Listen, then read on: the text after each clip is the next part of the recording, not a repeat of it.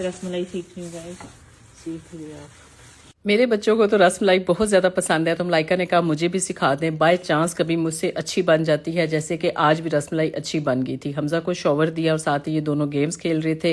अच्छा, आज हमने बनाया था चाउमीन, बल्कि मलाइका ने बनाया था और बहुत मज़े का बना था, मीठा बन गया। मैंने कहा इसे फ्रिज में रखते हैं और चलते हैं सैलून, क्योंकि मेहंदी लगवानी है यार। और मलाइका जब आती है ना पाकिस्तान, तो यकीन करें हमारी ऐसे लगता है कि यही बस ईद है, जो कि बड़ी ईद है और यही पूरे साल की सबसे बेस्ट ईद होती है हमारे लिए।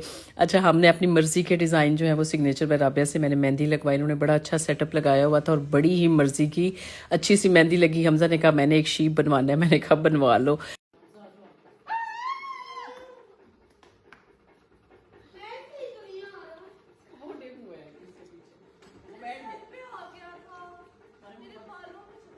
आ जाओ बंदर, तो आ जाओ।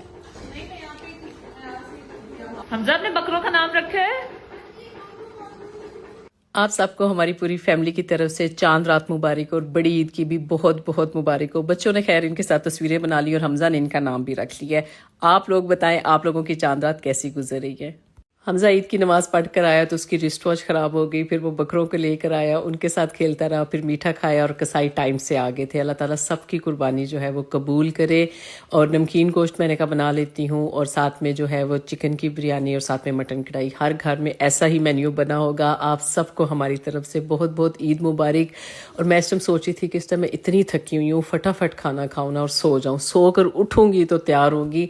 और थोड़ा सा मेरा गला वगैरह भी ख़राब था, मेडिसिन ली और 2 घंटों के लिए हम सब सो गए। फिर खैर उठे, फ्रेश हुए। बच्चों के ये ड्रेसेस मैंने रेडीमेड लिए थे और स्टोरीज़ पर आप लोग देखोगे ना तो आप लोगों को पता चल जाएगा, मैंने सारी डिटेल्स बताई हैं। बच्चों ने कहा चाहे छोटी ईद हो बड़ी ईद हो, हमने आपसे ईदी लेनी है। फिर सबको मैंने ईदी दी और फिर अम्मी अब्बू को मिलने चले गए। ये माशाल्लाह माशाल्लाह एक बेस्ट पार्ट होता है हमारी हर ईद का।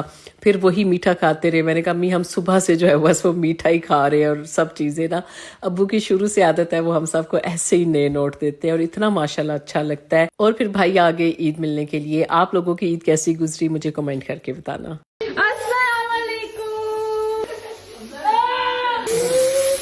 हमजा के बिहाइंड द सीन हो रहे हैं। मेरे ग्रैंड पेरेंट्स ने नया घर बनाया और मैं बहुत ज़्यादा एक्साइटेड थी। इस दिन मैंने उनके घर फर्स्ट टाइम जाना था और ये तकरीबन 3 हफ्ते पहले का व्लॉग है। हम लोग बहुत फारिग थे, इसलिए हमने पहले पंजा लड़ाया और फिर हम लोग बस जल्दी जल्दी निकले। मेरी गोद में मामा ने ये मीठा रख दिया था और मुझे इतना डर लग रहा था कि किसी भी टाइम कोई जंप आएगा और ये मेरी गोद में गिर जाएगा। मामा और अरूशा एक दूसरे को पता नहीं क्यों एज यूजुअल बस तंग कर रहे थे। मामा ज्यादा तंग करती है अरूशा को, ये तो मुझे पता चल गया। एथनिक पर हमने पहले जाके ओवर प्राइस ड्रेसेस देखी। अम्मी अब्बू के घर पहुंच के माशाल्लाह बाहर से इतना खूबसूरत लग रहा था। अम्मी ने अपने प्यारे से घर का हमें हाउस टूर दिया। मुझे बहुत खुशी हुई कि ये बहुत रेयर बात है कि आपके ग्रैंड पेरेंट्स ना घर बनाए। अम्मी अब्बू ने अपनी फ्री विल का इतना अच्छा यूज किया हुआ था और अपनी कंफर्ट के लिहाज से उन्होंने सारा घर बनाया। Generally would have died to play hide and seek in this house. कसम से अम्मी अब्बू का घर हम इसीलिए आते थे। अब हम पुलाव देखने जाएंगे। पुलाव नहीं, आई मीन किचन देखने जाएंगे अम्मी का। माशाल्लाह अम्मी, थैंक यू।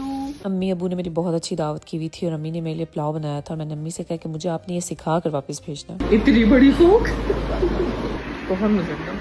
कोई भी हमारी फैमिली में ना अम्मी की तरह पुलाव नहीं बना सकता। मैं जब इसकी अम्मी मुझे रेसिपी सिखाएंगी ना, मैं आप लोगों के लिए भी रिकॉर्ड करूंगी। ढेर सारा से मैंने पैक करवाया और हमने तकरीबन आधा घंटा अम्मी अब्बू को बाय बाय बोला। थोड़ी सी चीजें रह गई थी जो हमने देखी। घर आए तो हमजा ये पता नहीं उठ पटांग वीडियोस देख रहा था, पता नहीं आप सबके बहन भाई यही करते हैं। फिर मैंने गेमिंग की, मुझे गेमिंग करना बहुत पसंद है।